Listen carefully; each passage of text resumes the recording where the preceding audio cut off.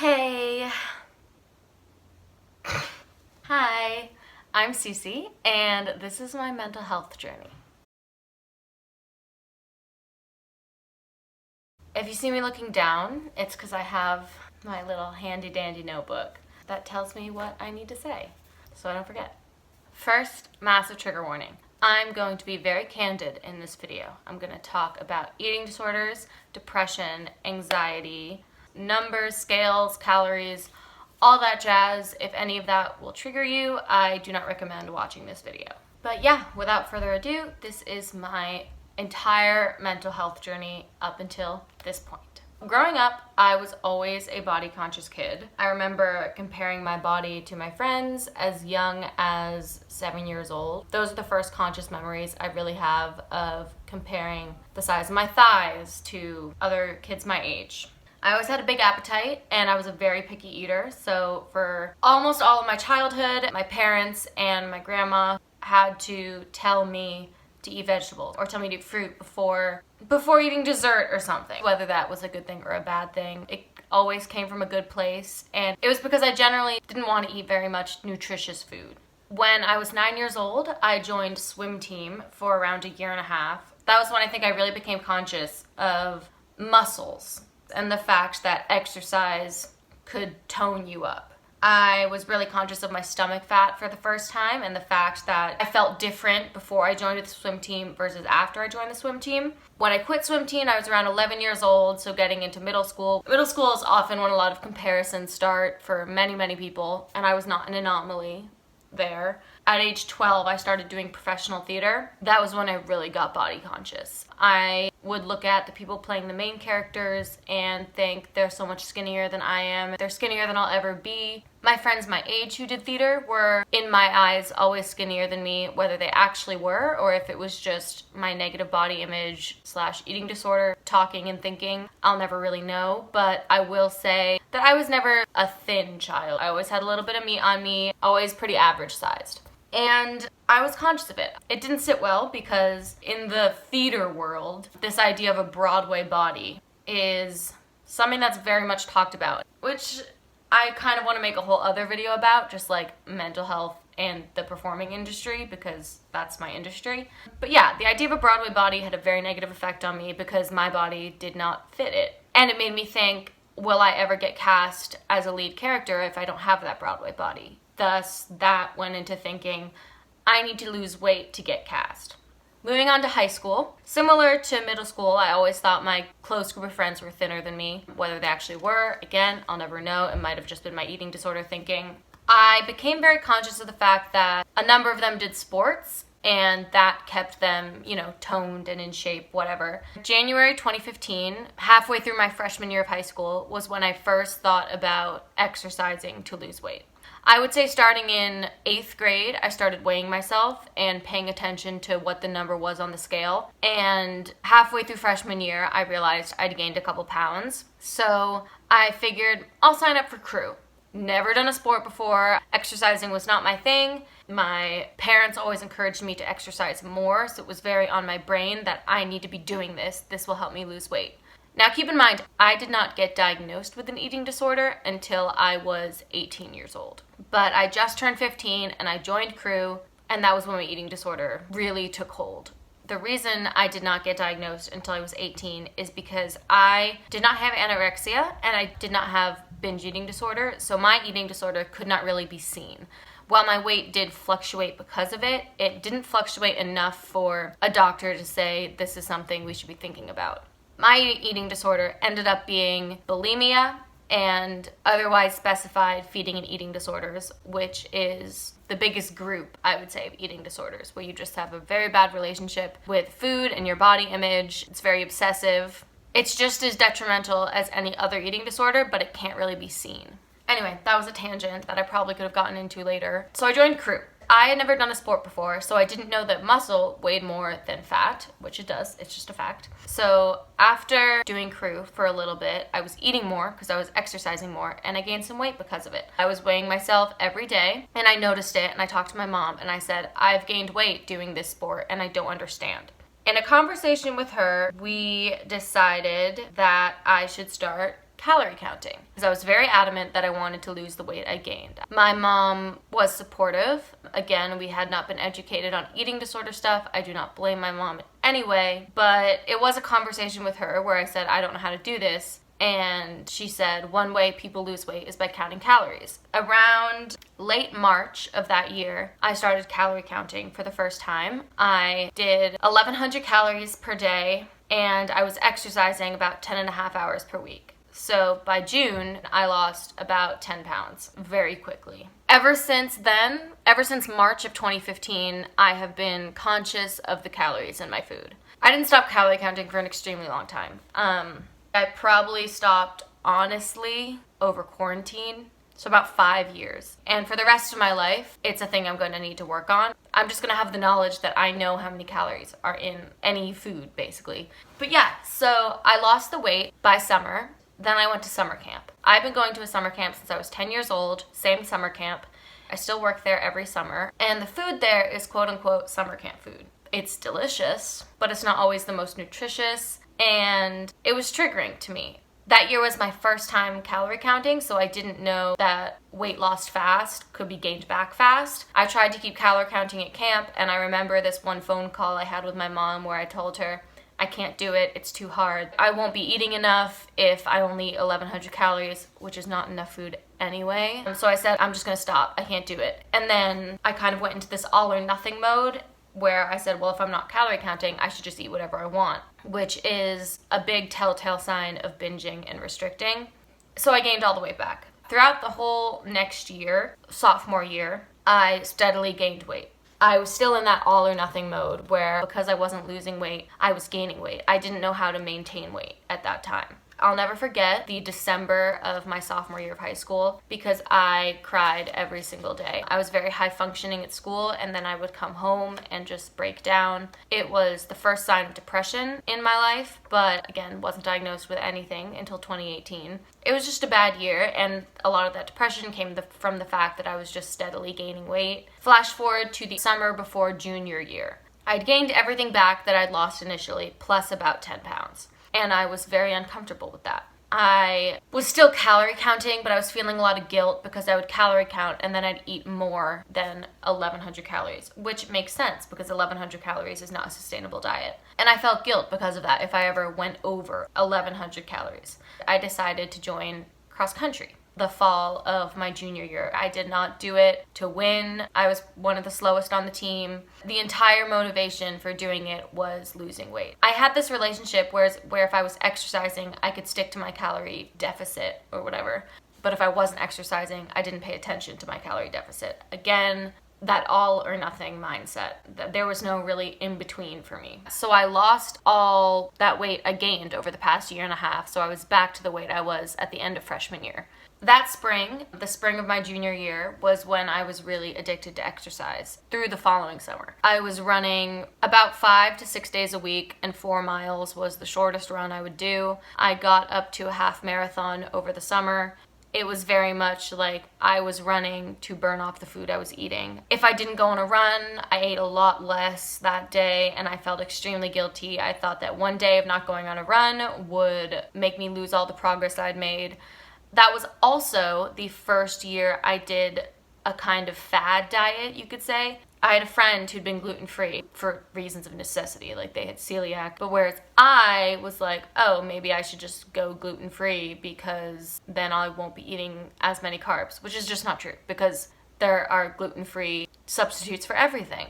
Again, going back to camp that summer, I gained some of the weight back. And since then, or throughout the rest of high school, because that was the summer before my senior year, my weight pretty much stabilized. I fluctuated about 5-6 pounds throughout senior year, but I did not fluctuate 20 pounds, which is what it was sophomore year. That being said, although my weight was somewhat stabilized, my eating disorder was just getting worse and worse. Throughout senior year, I was weighing myself every day. It was really taking over my life. I'd had friends who'd done eating disorder treatment at that time, and them talking to me was starting to resonate with me, saying, maybe that's what I have. Maybe that's why I can't stop thinking about food. I feel so guilty when I eat food. The knowledge I'd gained over high school was starting to resonate with me.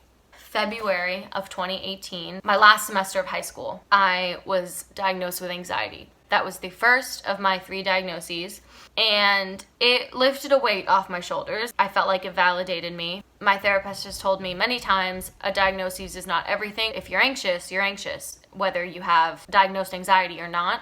But for me, in that headspace and that mindset, it made me feel like I wasn't crazy. Like, there was something going on up here that was dictating my actions and how I felt. I also went vegan in March because I figured I would eat less quote unquote unhealthy food if I was vegan and maybe lose weight. Again, another fad diet that I took on to see if it would affect my weight. Doing a lot of different diets over a couple years is also another big telltale sign of OSFED, otherwise specified feeding and eating disorders, that don't fall into the category of anorexia or binge eating or orthorexia, etc.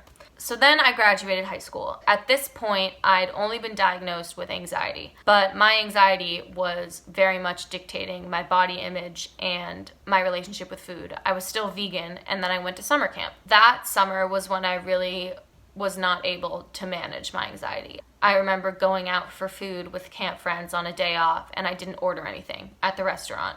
And I felt proud of myself, and then after that, I made them drive me to Walmart so that I could buy food that pleased my eating disorder. And there was also another time where we were at a cafe on a day off, and nothing on the menu was making me comfortable. I started breathing really fast, first sign of an anxiety attack, and I left. I just said, I'll meet with you guys after. I can't order anything from this menu. I had my first anxiety attack at summer camp. It was another day off, going to a different restaurant. I didn't know what to order, so I left the table and I broke down. I was running quite a lot that summer as well, similar to the summer before. I wasn't running a half marathon, but I was still running 4 to 6 miles about 4 times a week. I could tell that my friends were starting to notice something, especially when I didn't order anything at a restaurant and everyone else did. I think signs were very visible that summer, whereas throughout high school, they hadn't been that visible. In August, I went to the doctors and I'd lost weight, and I met with a adolescent specialist for the first time, and she diagnosed me with an eating disorder, which again, I had this very good reaction to because I felt like I'd known it since sophomore year, but I'd never said it out loud. It very much validated my feelings about my relationship towards food.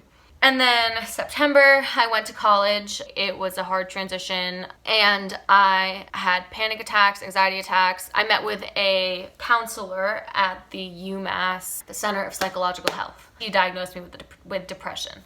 So by September of 2018, I was officially diagnosed with depression, anxiety, and an eating disorder, which are all so much more common than I think people know. So fall of freshman year was when I was first bulimic. I gained weight throughout freshman year because the food in the dining halls at UMass is just so good. And because, I was drinking. And I was very anxious, and I was very much restricting and binging in my dorm. I was pretty homesick, and I had bad anxiety, which did not have a good effect on my eating disorder. And December of that year, right at the end of first semester, I started purging. That was really the final straw. I knew something wasn't right. When I couldn't go a meal without feeling like I had to purge it, I just knew something was wrong. I made this promise to myself when I went home for winter break that year that I would not purge at home. I didn't stick to that promise, and then I felt very guilty because of that. My throat started to hurt because that will happen when you're purging. And because I was purging, my digestive system was also getting a little messed with. So I started taking fiber pills, which the doctor said might sort it out, but I quickly started abusing them and taking like 6-7 fiber pills a day. That winter, I lost all the weight I'd gained first semester because I just wasn't retaining anything I was eating. And you could tell in my face. I was paler. If I look at pictures of myself from then, which I'm not going to include because, while I did have a trigger warning for many topics I've spoken about, I think pictures are crossing a line. But you can tell when I look back at what I looked like that winter that it wasn't good. I went back to school, and I hadn't purged in like a month when I went back to school. Well, purged for my mouth. I was using laxatives. And within the first week, I started purging. So then I realized I'm not sure if I can handle school right now. And one of the most stressful weeks of my life was the week before my 19th birthday in February of 2019. I decided to withdraw from school. It was a very long process. It was stressful, but it was necessary, and I'm glad that I did it. February 23rd, I left school. I came home, I got a therapist, I went to Children's, who referred me to an eating disorder center, and April 1st, I officially began recovery. And now it's been almost 2 years. It's almost April. I did intensive outpatient treatment for 6.5 weeks. I was on a meal plan, which focused on this idea of exchanges instead of calories, because I hadn't stopped calorie counting. I haven't mentioned it in a little bit, but that was a constant for the past 5 years. That spring, I was in 10.5 hours of treatment every week. I remember purging once during treatment, and then I didn't again. Maybe I'll make another video just about my experience in treatment. I'm not sure though. It was hard. For the first 2 weeks, I felt like I didn't need to be there. I thought everybody was sicker than me. I thought everybody was thinner than me. And then a week and a half in, I had a therapy appointment with my therapist at the treatment center where I kind of broke down. I realized I'm a lot sicker than I thought I was. And then by the end of the 6.5 weeks, I was ready to leave. I had been doing 10.5 hours of work for a very long time, and I felt good.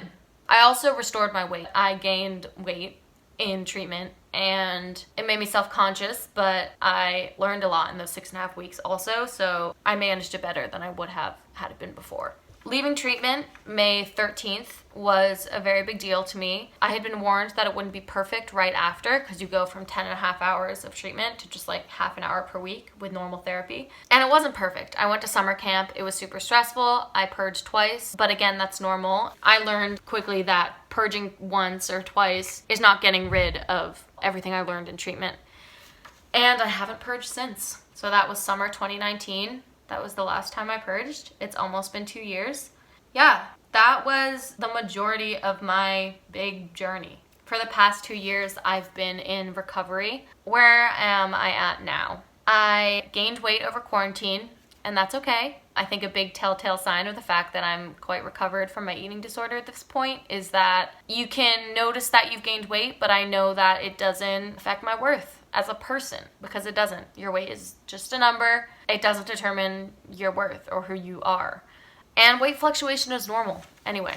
I don't weigh myself every day. I weigh myself once a month, maybe. Something I'm still working on. I would say exercise has been a struggle. I don't think I should talk about something until I'm ready to talk about it. And I think because my relationship with exercise all throughout high school was all or nothing, I'm working on my relationship with exercise. I'm working on finding that good balance. And when I feel like I'm more ready to talk about it, I will. And when I feel like I can really explain what I've been through there, I will.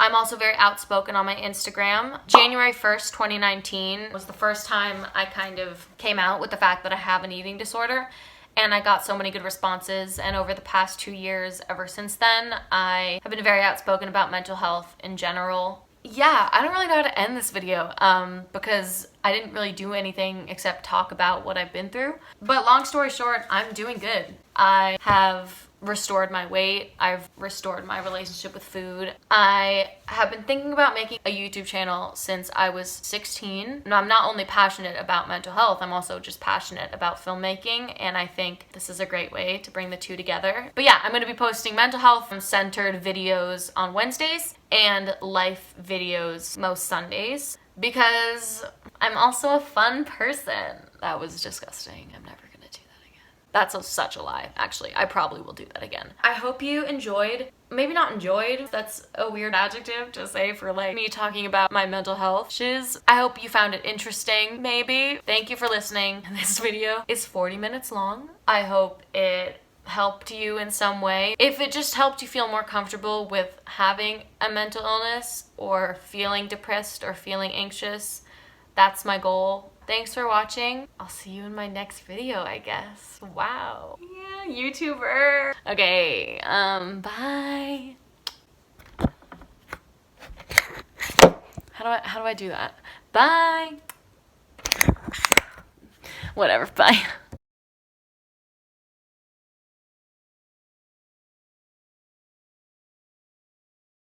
If this video is any longer than 20 minutes, oops.